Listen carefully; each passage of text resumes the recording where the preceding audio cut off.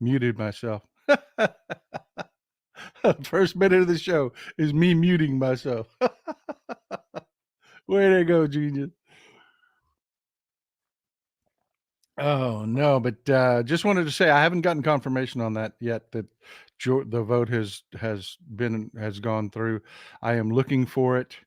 As soon as I get a confirmation from someone that is actually gone through, I'll let you know. But right now, as far as I know, they're voting. That's what's going on, is that they're actually voting right now. The new mic showed up. Appreciate any feedback in the audio. Let me know how we're doing.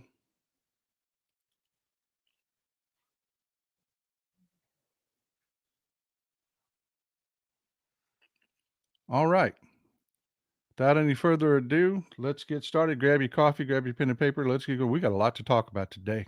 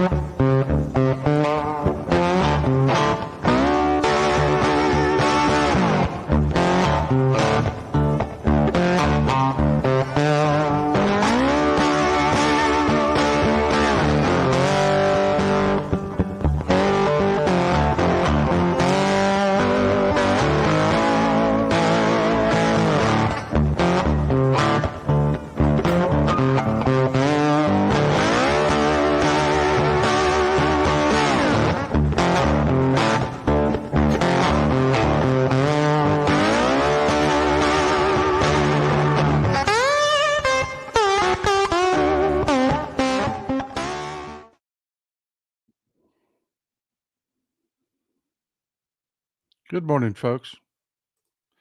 Glad to see you again. I'm looking for confirmation on that everybody in the chat keeps saying that he's actually been expelled. If you can link me an article to it or anything, any live breaking, I'm following 2 live feeds. The last update I've gotten is that they're still voting. So when I see with my eyes a I just don't want to give you bad information.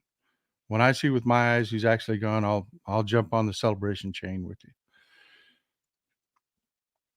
But moving on from George Santos, because I really don't have anything to add there, other than he hasn't been convicted of anything. There's an ethics report. That's it. It would be really, really step forward for Congress to vote to expel him. In my opinion, in a good direction. It would be wonderful that they would actually hold themselves accountable before the low bar of, oh yeah, you've been convicted.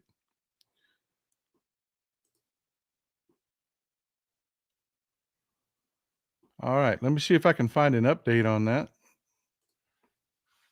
Just to confirm what everybody's saying.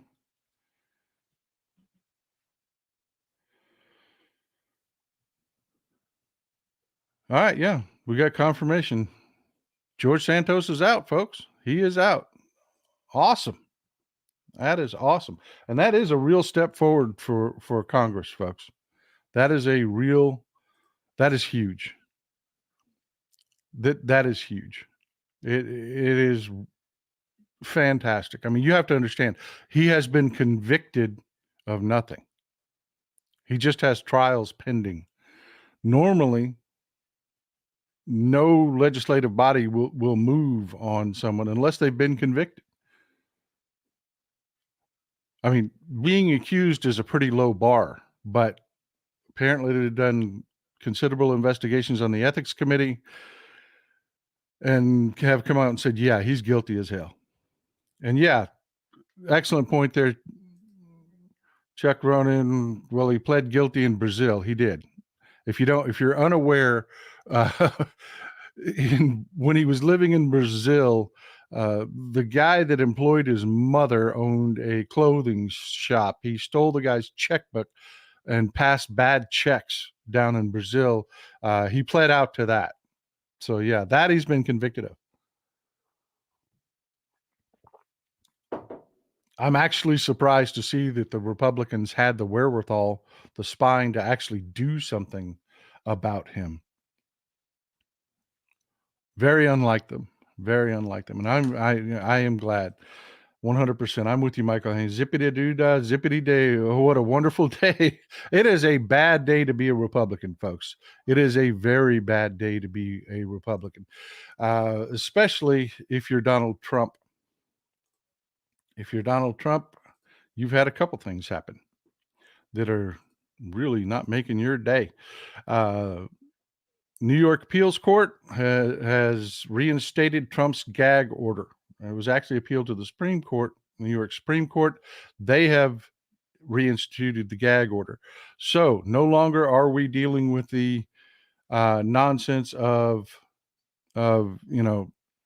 we're going to delay things, we're going to slow things down, we're going to play victim.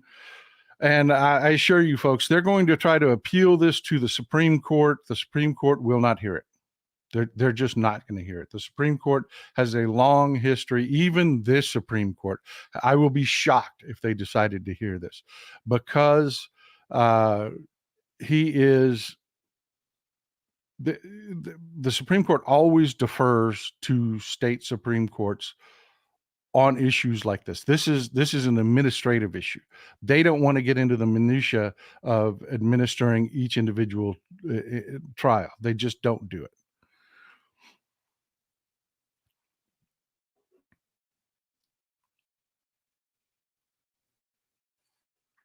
But that's not all bad news.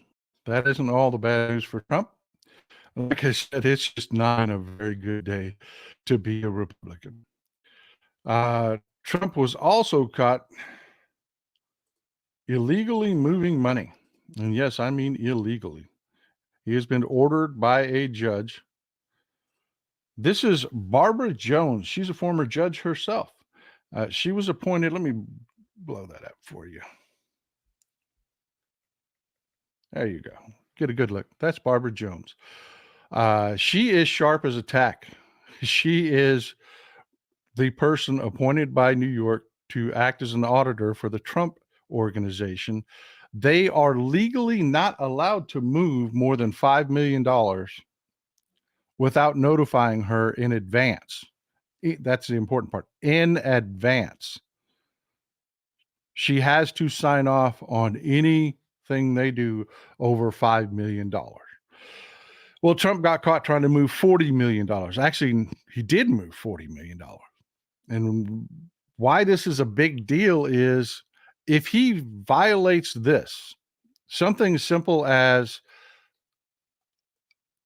I've just got to notify this woman because I'm going to, and here's the thing, $29 million of it was to pay taxes. She would have signed off on that. $29 million of it was to pay taxes. The rest of it was to settle his E. Jean Carroll lawsuit. So yeah, I mean, these were legitimate expenses. But he's a Trump. He's a Trump. He just cannot follow the law. He's always a special case. He's always a special case. And this has implications going down the road, folks. I mean, the auditor was lenient oversight. It was very lenient oversight. Her job is basically to be a professional tattletale to the courts so that Trump can't, drain assets out of his organization before they have a chance to dissolve it, which is what they're going to do. This means that he cannot be trusted at all. Well, we all knew that. Duh. I mean, it's like eye roll, of course he can't be trusted. But this is actual behavior that they can hold him accountable for, that he cannot be trusted. He just simply can't follow a simple rule. Anything over $5 million, you have to let the auditor know. And something that is a legitimate business expense, he just couldn't do it. He just couldn't do it. So moving forward, Judge Ingeron's going to tighten the sanctions on him. He is. He's going to have to revisit this. He's going to have to tighten the sanctions on Trump. It's going to go from you have to report it to you can't move anything, period, or it's a crime. It's that simple. They're going to tighten it down. They're going to tighten the screws down. No more. Just like the gag order that got replaced. That was a limited gag order. If Trump continues to violate it, they will tighten the screws down on him. And it really is a beautiful thing that gag order is back in place, because just to remind everyone, it may be a gag order for this case, but he can't go out and say, I'm going to say this awful thing, but I really mean it for that case, not this case. So it doesn't apply to the gag order. It means he has to shut the hell up, period. Yay.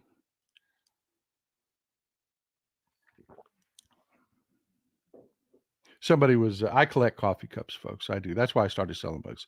This is one of my favorite cups. This is from Biddy and Bose. Somebody mentioned it in the chat. This is from Biddy and Bose Coffee Shop. Great organization. They had 2 children that were developmentally challenged. Saw the limited opportunities out there for people with developmental disabilities, and so they started a business. They started a coffee shop where they employ the developmentally challenged. First and foremost, it's a great coffee shop. It really is great coffee. The scones, cranberry scones, perfect. But yeah, great organization. One of my favorite cups.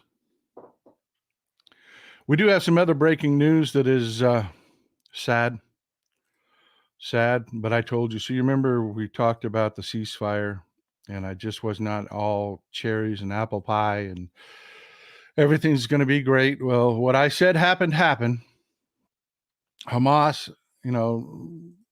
didn't. They violated the ceasefire. Period. That's what happened. They were supposed. The deal was, Israel said, we can have a ceasefire, no questions asked, as long as you release 10 hostages a day. We will absolutely maintain a ceasefire. 10 hostages a day buys you a day, every day. Hamas did not turn over a hostage list yesterday to be released. They have claimed credit for the Jerusalem bus shooting, the bus stop shooting. 2 Hamas soldiers shot up a Jerusalem bus stop. No, I'm not going to play that video. It's bad. It's just people sitting in a bus stop getting mowed down by AK-47s. Then they fired rockets at Israel instead of providing a list of hostages. Israel is still at the table. They are still saying, if you stop this and go back to releasing 10 hostages a day, we will stop. But right now, the IDF is targeting Hamas targets. There are air raids going on. The soldiers are rolling back in. And again, I'm not going to show that video either. I'm tired of looking at it. You're tired of hearing it. I'm tired of talking about it. I just wanted to give you a big, I told you so. This was not going to last. Hamas, the minute the ceasefire was put in place, Hamas started losing support. Because all of the people that were like, la, la, la, la, there are no hostages, Israel lies, they made it all up. Well, they couldn't do that when Hamas was releasing hostages. Then they changed their story to, oh, but Hamas treated everybody so nice. And then the hostages got their freedom back, and they said, oh, no, they were not. They were beating people with electrical cords. They were, it was not nice.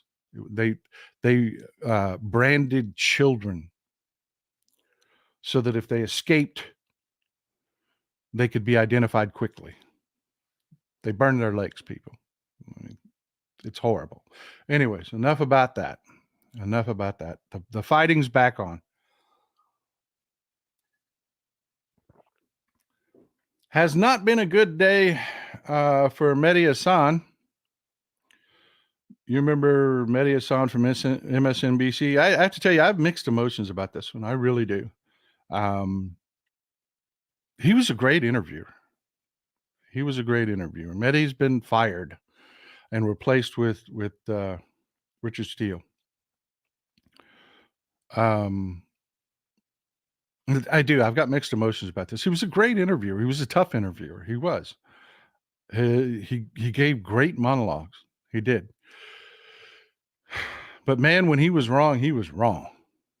He had a hard on for Joe Biden, and he has for years. And it all just caught up with him. And he got fired. Yeah, Mike Cruiser. How about them boys? They got to tighten it up a little bit if they're going to play Philadelphia. Nanette, good to see you, Nanette.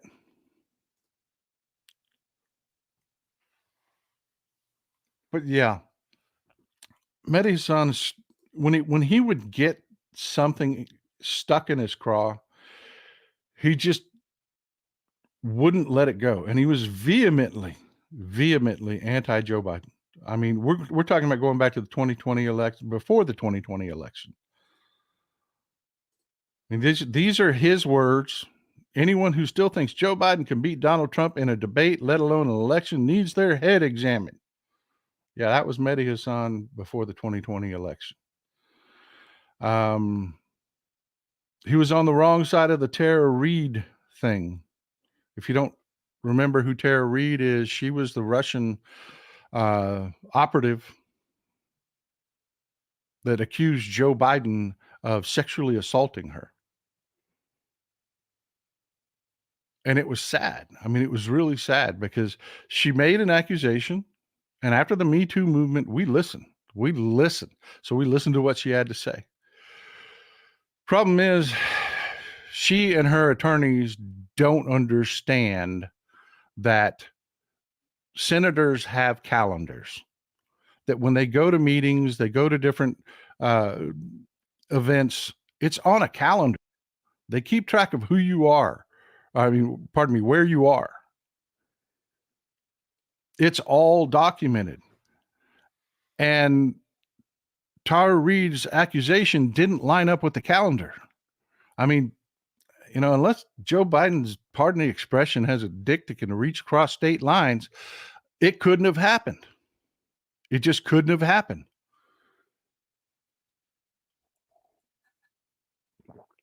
So they rethought it. Her and her lawyer said, "Oh, we got the date wrong." And then she went back and she found a date for a party, an event where Joe Biden's staff was volunteered. That happens sometimes, folks. If you're a staffer for a senator, sometimes you get volunteered for things, whether you want to volunteer or not, to work a party. So her and her lawyers assumed that Joe Biden was at this party. He wasn't. Again, he was at another function. It was documented. There was video of him at the other function. So Mehdi Hassan was losing his mind that most of the corporate media wouldn't touch it. They just wouldn't touch this Tara Reade stuff. Fox, right-wing media went nuts over it. They loved it. Mr. Alipur, good to see you. Great comments on social media all the time too, sir. I really appreciate it. I mean, you don't just drop an opinion, you bring receipts. I love that. What is the love of GOP for Putin? Is it Trump? Money. That's what it is. It's money. Russia pays money into the GOP. That's what it is. But great question, by the way. But Mehdi Hassan has gone off the deep end every time he gets a cause, and he really does not like Joe Biden, folks. He really does not. These are just some of his some of his, in his own words, from his own social media. I'm not going to go through them all. There's dozens of them that people have been pulling up because, of course, MSNBC is being accused of Islamophobia for firing Mehdi Hassan. Well, that's not why he was fired. I'm going to get to that in the end. But these are his own statements during the Tara Reade thing. If you only care about sexual misconduct, sexual assault, when the accused is a Republican, then I'm sorry, but you don't really care about sexual misconduct or sexual assault. You don't. I have no doubt that Trump needs to be defeated in November, that any one of the Dems nominate that anyone the Dems nominate, including Biden, is the lesser of two evils and the better choice. But if that's your first response to the Tara Reade allegations, but Trump is worse, maybe you're not a very nice person. Now, keep in mind, everybody had just blown this out of the water. And he just kept going and going. There were people coming out of Tara Reade's life that were saying, she owes us money. She stole from us. There was a animal sanctuary. Tara Reade had a horse. She would call the veterinarian to the tune of thousands of dollars to care for her personal horse, billing it to the animal sanctuary. And the animal sanctuary was like, we didn't have money for this. We're barely making feed. That veterinarian was a luxury to us, and she was just using it carte blanche for her own animal. There are people that were saying, look, we let her live. She didn't make her rent. She was living in a house we let her live in. She didn't make the rent. When we talked to her about it, she gave us a sob story. Turned out the sob story was completely false. When we finally told her, look, we financially can't keep doing this. We need rent to come in from this residence. It's just part of her income. She turned on them. She attacked them. She became vehemently aggressive with them. I mean, all of this was coming out, and here Mesa still deconstructed audio montage, and this is the worst. He compares her to Christine Blasey Ford, who had no credibility issues whatsoever. I mean, that's why Mehdi Hassan got in trouble, is he has a history of doing things like this. So, deconstructed audio montage of Fox GOP voices questioning, mocking Christine Blasey Ford's allegations against Kavanaugh back in 2018, yada, yada. It sounds like just like Terry. And again, it's not October, it is May. Joe Biden is not the nominee. Again, attacking Joe Biden. On and on and on. But wait, there's more.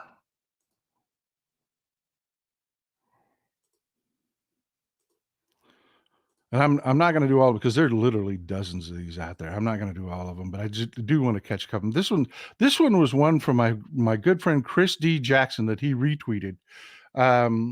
Chris D. Jackson is a true blue Democrat, 100% good man. If you're not following him on Twitter, you need to.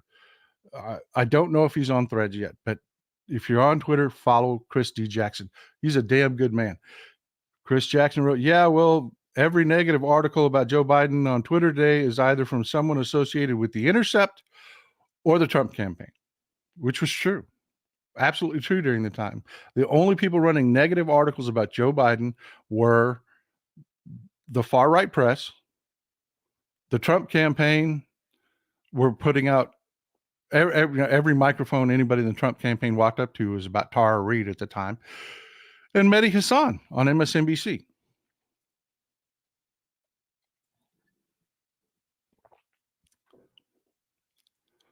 So Mehdi Hassan here. So what you're saying is The Intercept's Ryan Grimm shouldn't have broken the Tara Reade allegations, but only the Christine Blasey Ford allegations. Again, conflating the two, when Christine Blasey Ford had immense credibility.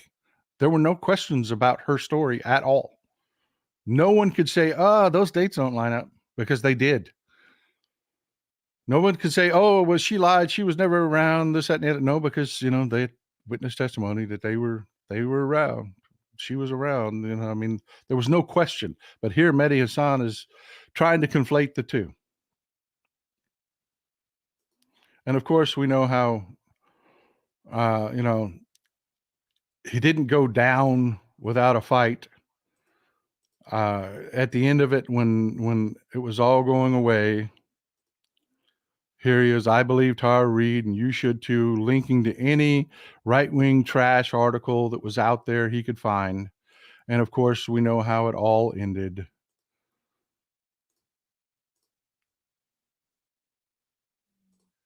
Of course, we know how it all ended.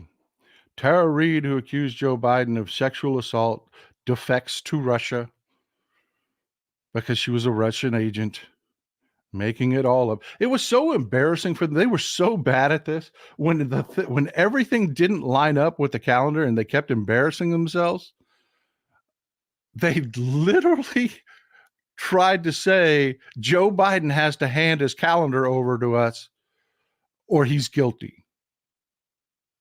I mean, it was just pathetically bad, people. It was bad. But here's Mehdi Hasan on his Joe Biden hate fest, and it continued on. You know, there are people crying all over social media today, saying that Mehdi Hasan, they shouldn't have fired him. And again, I'll tell you, I do have mixed emotions to a degree. He could give a good interview. He really could. He really could. But he would get on these campaigns, and his hate of Joe Biden is off the hook. I mean, you have to get over yourself. You do. You know, he just humiliated himself over Tara Reid. And then when the Israel Palestine conflict, this war breaks out, Mehdi Hasan is repeating stories about people not voting. He's going after Joe Biden again. If Joe Biden's the candidate, you're going to lose. And people hate Joe Biden. The guys will not let it go. I mean, I got to tell you, folks,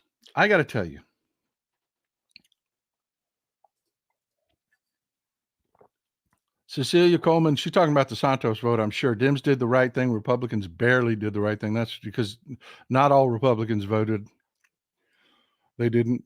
It took the Democrats to remove George Santos out of Congress. And again, that is a big step forward for them to remove someone that hasn't been convicted. Lori D. Coltis says, I never really cared for Mehdi Hasan. He really was, I tell you, Lori, he really was good at giving an interview. But yeah, he was very polarizing.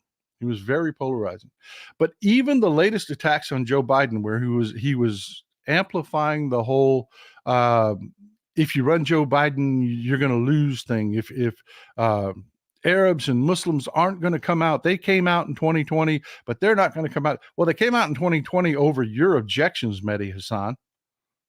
You tried to get them to not come out in 2020, and you're trying to do it again in 2024, running article after article after article, tweet after tweet after tweet, talking about how nobody's going to vote for Joe Biden. And the polling has come out, folks. I have been telling you this. Everybody's like, oh, the young people are upset at us. No, they're not. 54% say they're voting Democrat no matter what. They're voting and voting Democrat. 24% say, oh, we're not voting. They were never voting. People that do that, those single issue voters that say, do what I want or else, blackmail, never show up. You can never get their vote because it's self-righteousness, and they're not going to give up that self-righteousness. Even if Joe Biden stepped out in front of the White House today and said, Israel is no longer ally, we will not support Israel any longer, those same 24% would say it took him too long. He should have never supported him in the first place. We're not voting. They weren't voting in the first place, folks. They really weren't. But this is why Mehdi Hasan got fired. Not everything we just talked about. This is why Mehdi Hasan got fired. If Mehdi Hasan had done all of this and still produced the numbers,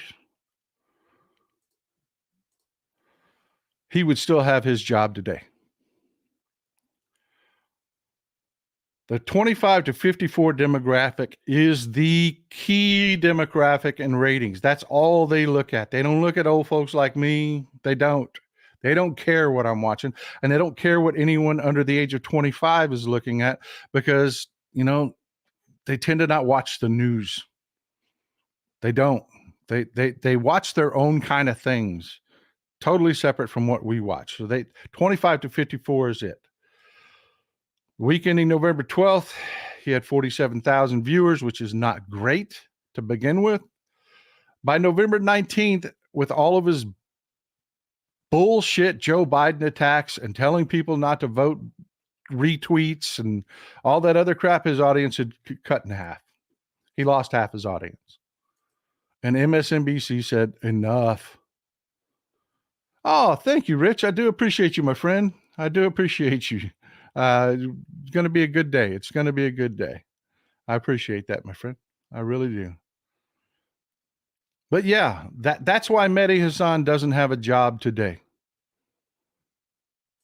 Thank you, Davey. I appreciate that. I do like it. I like this hat. I'm going to get it brought down a little bit, I think. I think the sides are a little high yet. I think I'm going to get it brought down just a little bit. I don't know. I'm going to wear it for a little bit. But yeah, that's why Mehdi Hassan doesn't have a job today, because he drove his audience away with all the BS. I'm going to tell you, I have stood against the wind a few times in my life. I have. When this whole pro-Palestine came in, I went hard. I support Israel. I did, because I can spot propaganda a mile away on a foggy day.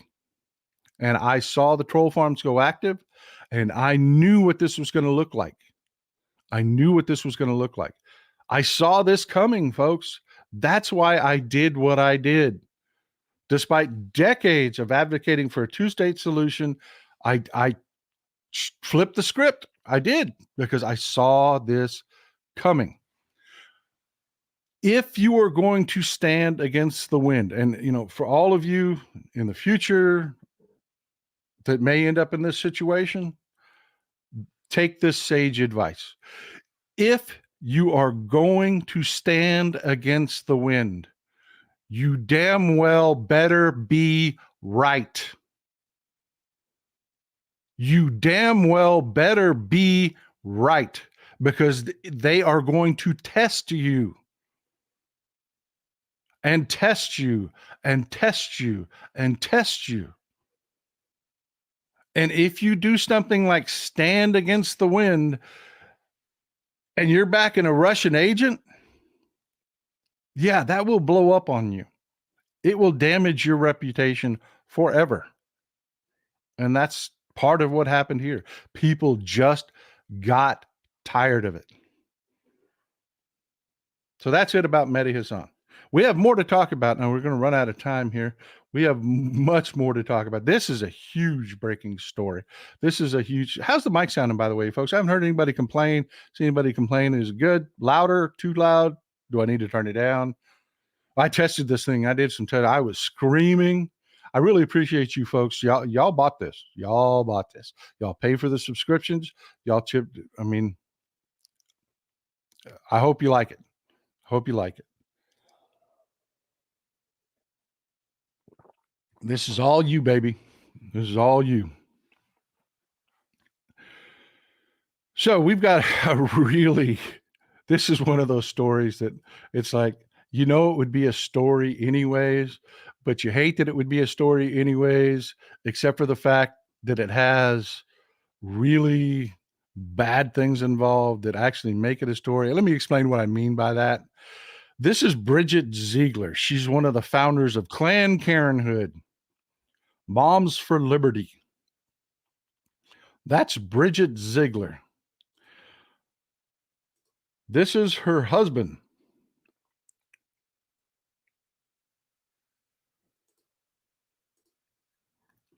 This is Christian Ziegler. Christian Ziegler is the head of the GOP in Florida. He is the head of the GOP in Florida. And he has just been accused of rape of a person that was his and his wife's longtime menage a trois sexual partner. Let me repeat that so that we're clear on this. He has just been accused of rape of his and his wife's longtime menage a trois sexual partner. Now, in and of itself, the menage a trois thing, I don't care. I don't care. These are all adults. I don't care. I care about rape. I care about the fact that he raped this woman. And it's more is coming out today. We're finding out that there's also he videotaped without consent, some blackmail. The dude really, really thought he could abuse this woman. And if it was not for the coverage, he would be getting away with it. He would be getting away with it. And what makes this such a massive story is, you know, the Planned Parenthood queen here. You remember her whole shtick? It's about decency. We got to protect the children from them perverts. She's all about hating the LGBTQ plus community. She's the school board queen. It's nationwide now, folks. They've, you know, you got these hypocrites out there talking about decency, bitching about other people's sexual,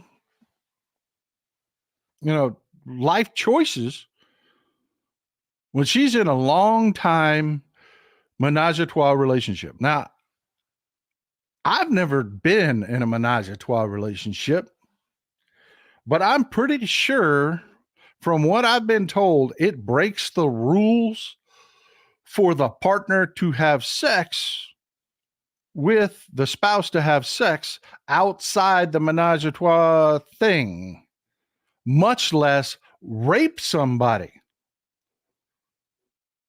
So, yeah, I mean, this is all, you know, disgusting. And let me tell you, folks, this is Sarasota, Florida. And this is why I want to call this to your attention, not just because of the hypocrisy, not just the hypocrisy of it. We're all about decency, but, you know, we're freaks in the sheets. My husband raped people. This is Sarasota, Florida, folks. If you don't know where Sarasota is, let's go to the map. Sarasota is just south of Tampa. See, you've got right here, this little, see Tampa? I'm going to zoom in on, say, there's Sarasota. There's Sarasota, Florida. What the big deal is about this being Sarasota is that this is where the allegations are being investigated. And the Sarasota Police Department has a horrific reputation of being an arm of the GOP. They protect, there's a little coven of rich MAGA jackasses like Christian Ziegler, who runs the Florida GOP. They have insular protection from the Sarasota Police Department.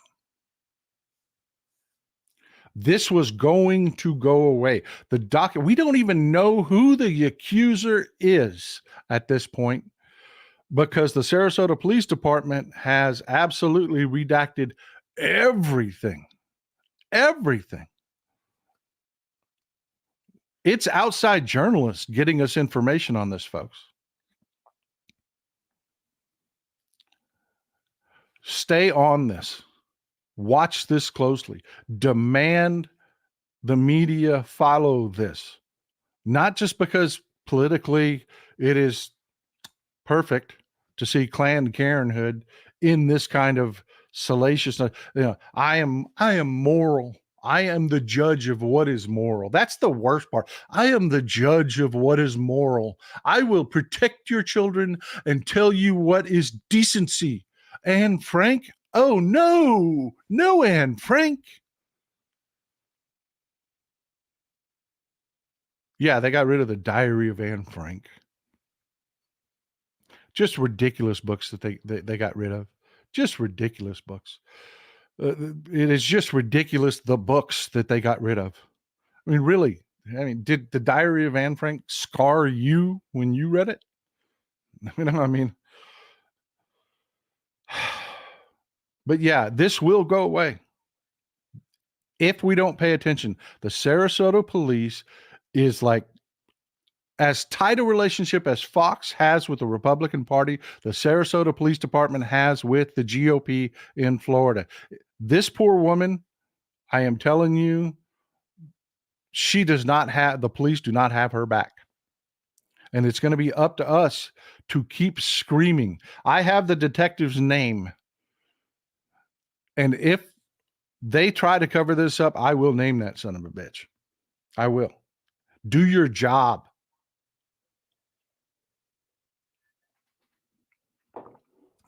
But oh my God, it gets better. I mean, Trump had a shitty day. Santos had a shitty day. Oh, Lauren Boebert. Let's start with the silly one. Y'all know Dave Chappelle got in trouble. Carlos Santana got in trouble for the same thing. Ran his mouth about trans people. Something he didn't understand. He got in hot water about it and took a lot of grief for it. Made his apologies. There you go. Andy Rome. Did he really get in trouble? Did he really get in trouble? Yeah, no, he got called out for it and then backpedaled. That's what happened. He didn't really get in trouble. But he backpedaled and he tried to avoid the topic like the plague. Well, he was doing a show in D.C. He went to the Capitol. Several Congress people walked up to him and asked him to take pictures. Well, Lauren Boebert posts this. Just 3 people who understand that there's only 2 genders. And Dave Chappelle was horrified. And believe me, social media came out, pitchforks, torches, ropes. He's at it again. He's at it again. Well, folks, I got to tell you, that's not what happened. That is not what happened. We actually have the video of what happened. Dave Chappelle, before we watch the video here, forgive the split screening here. Dave Chappelle said, hey, a bunch of people came up to take pictures. I was shocked to see her there. I'm not a fan. But she was very polite. She asked for a picture. I took a picture. I was horrified to see what she put out with that picture. She screwed me.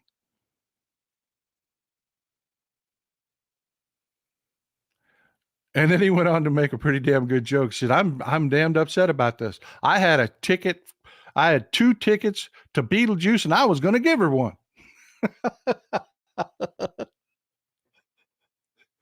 Yeah, he's pretty pissed off about this because this is the actual video of what happened. Okay, folks.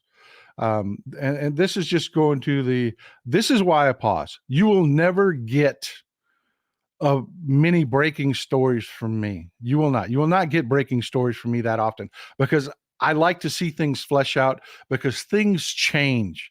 You get a breaking story, then things change. It's like the Ziegler story. The Daily Beast did a great thing on that yesterday. Today, we're finding out there's a hell of a lot more to it than what we thought. You know, these sleaze bags were videotaping without this woman's consent. I mean, that's a big freaking deal. That's a big freaking deal. Same thing with the Chappelle thing. I saw it and I said, that doesn't sound right to me because professionally he's been running from that.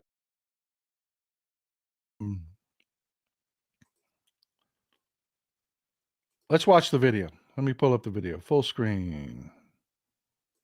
Thanks for all you do. Take care. I'll see you. May we get a selfie? Okay. I know you're trying to leave. There he's leaving. And then he stops for a picture. All right. Thank you. And that's it. That's the whole exchange. That's the whole exchange. He didn't say anything. He didn't do anything. She screwed the guy. She screwed the guy. She really did. I don't like Dave Chappelle very much. I don't. But comedians ride the edge like that. They do. They really do. So I wasn't surprised to see him step in it. All comedians are going to at some point. Mr. McLeod, all three having a bad day. Sounds like a trifecta. Oh, wait, it gets better. It gets better. I don't know if you've seen this video yet. It made the rounds. This is fantastic. This is what I'm talking about. Real government competency versus what Republicans are. This was just, watch this. This is just, I mean, this, just watch. You're going to love this. You're going to love this. Let me get it up full screen for you so you can see it all. This is Hank McNally. Hank McNally. He is commissioner for the Social Security Administration.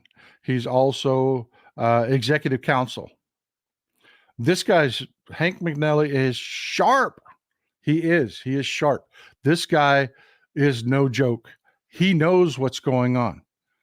Listen to Bobo here just step in it.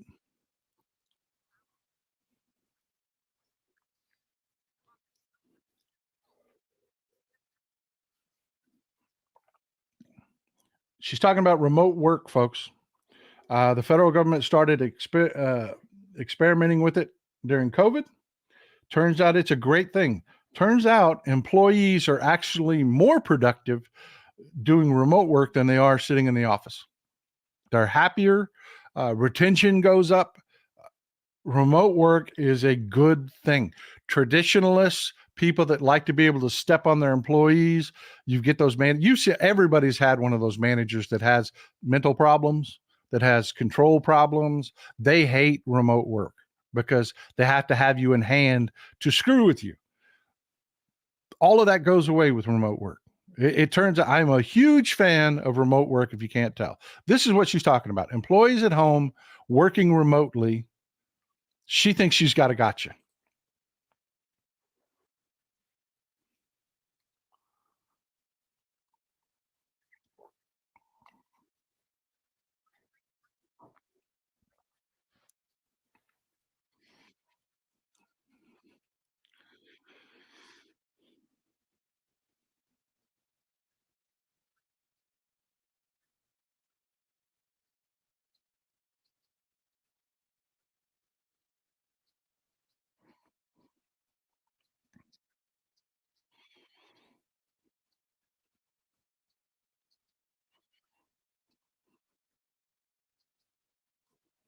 So yeah, there's actually monitoring software. They know when you log in, they know how long you're on a call, they know how many calls you've taken.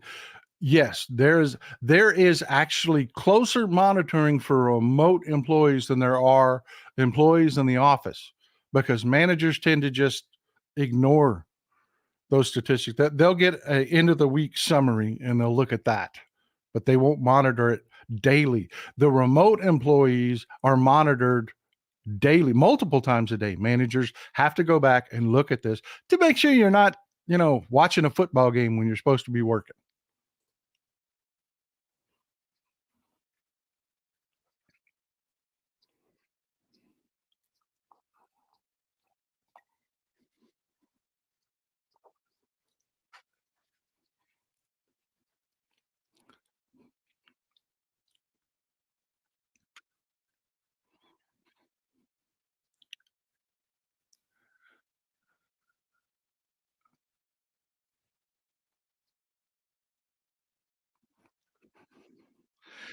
I broke out my GED accounting degree and have decided that you are not underfunded. You are funded at them Pelosi levels.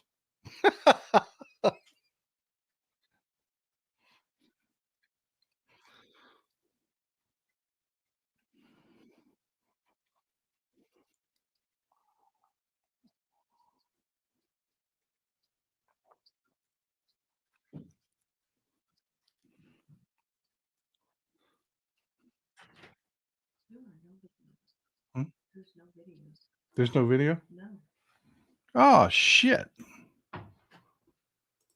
I'm sitting there doing commentary on a video that's not playing. All right, here you go. My bad.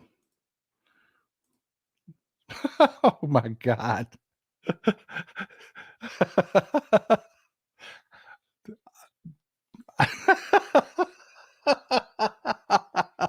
I'm sorry, folks. I was so excited about this video. I forgot to hit the share button. Oh my God. Thank you, Mrs. Texas Fall, for running in to show that there's no video playing. All right. Are you ready? Here you go. Here's your video.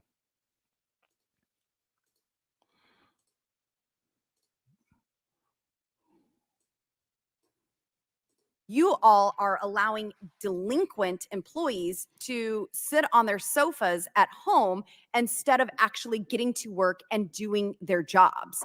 This is absolutely unacceptable. So our employees are working whether they are in the office or at home, and they are. Are you monitoring the work that they are doing from home on a regular basis? Yes, we are. Every employee, do you have the numbers of the hours that are submitted?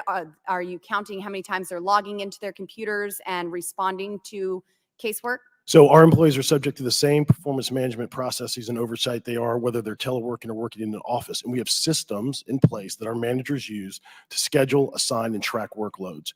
And that includes individual employee workloads in many cases. So real-time understanding of what actions are being processed at any particular given time. Additionally, our employees are required to be accessible to their supervisors, clients, colleagues, and external parties during work hours via a variety of means, including instant messaging, video platforms, and telephone. They are connected to the workplace, whether they are in the office or at the home.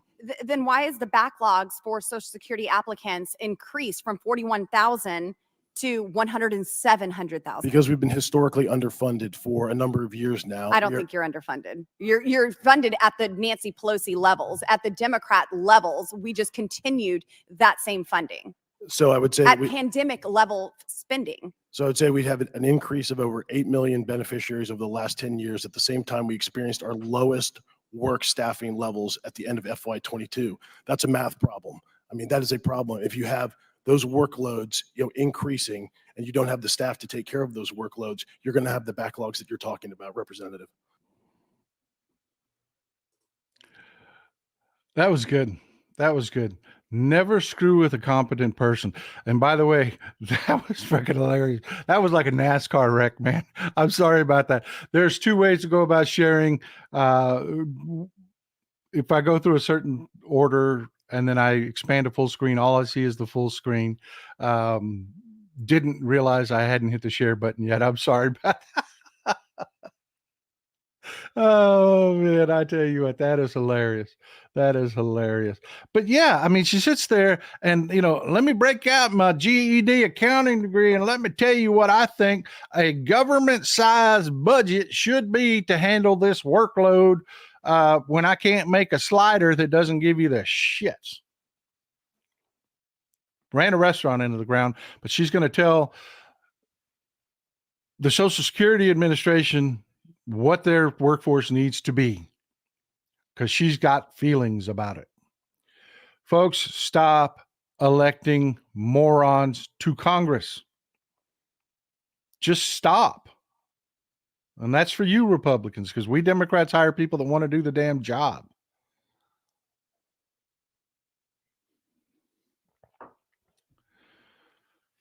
Oh my God, Lauren Boebert, the gift that keeps on giving. But yeah, folks, that's what it's about. It's about hiring people that want to do the job. That's what we Democrats do. That's what we Democrats do. That is what we do. We do the damn job. Last story for today. And I have to tell you, I'm very disappointed in the corporate media. I really am. They're not touching this story. There was a firebombing of a clinic,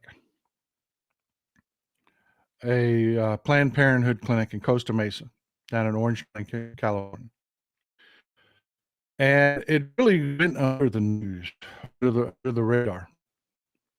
Well, one of the guys that did it is named Chance Brannon. It was a really big deal. This guy's a Marine. He was a Marine. He was an active duty Marine and firebombed a Planned Parenthood in Costa Mesa, California. That's a big freaking deal.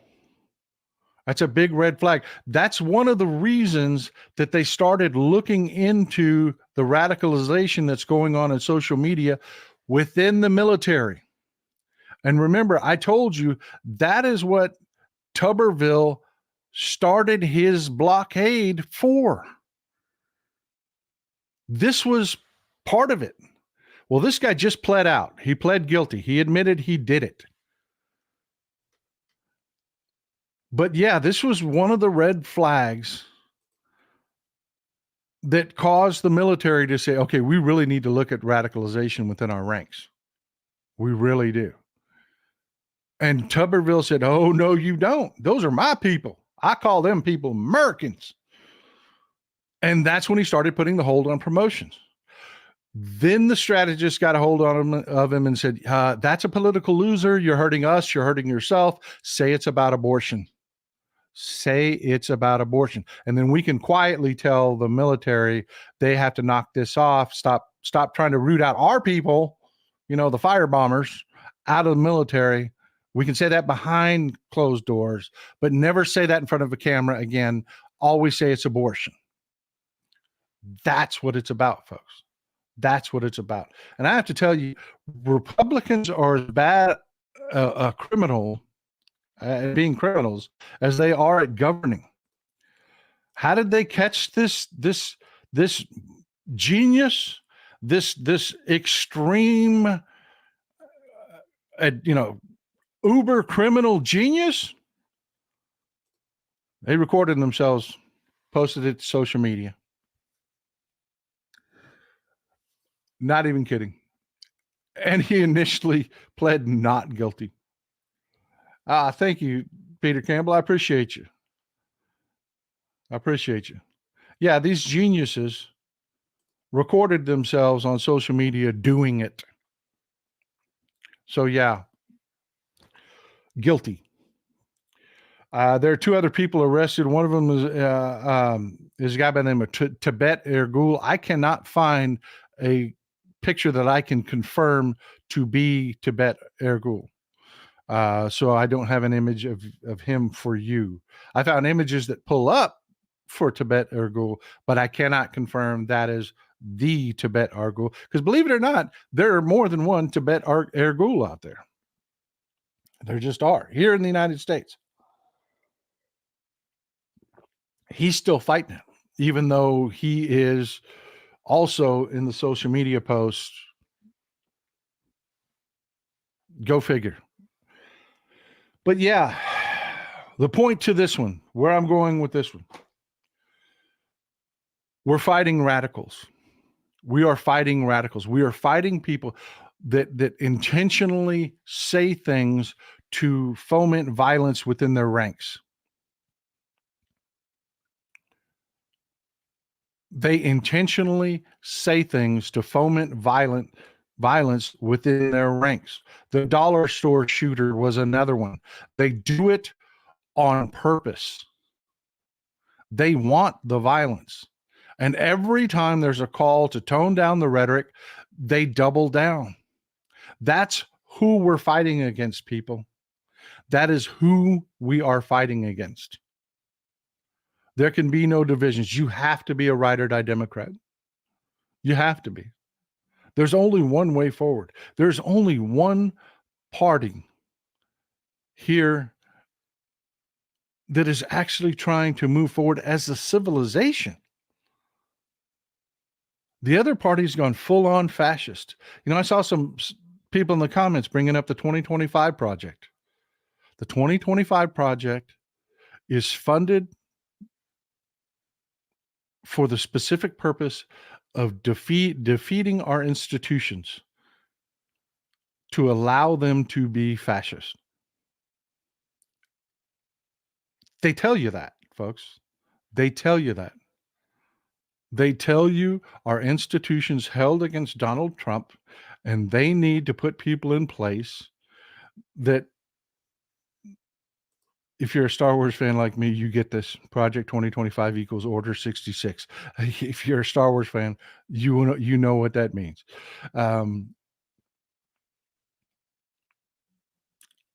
This isn't a game. This isn't political gotchaism. It's just not. It's the real deal, folks. It's not entertainment. Your vote has to be there no matter what. Your vote has to be there no matter what. If you don't, they've told us. They've told us. They've told you. This is not hidden knowledge that I dug up and gave my interpretation of. I've shown you where to go look at their own documentation, where they tell you, we're going to put people in place to destroy these institutions and make them have fealty to Donald Trump or whatever Republican we elect.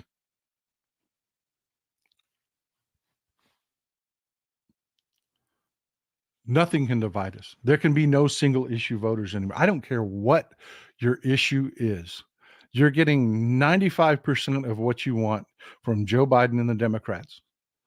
Your one issue that you don't agree with is not worth making the world burn.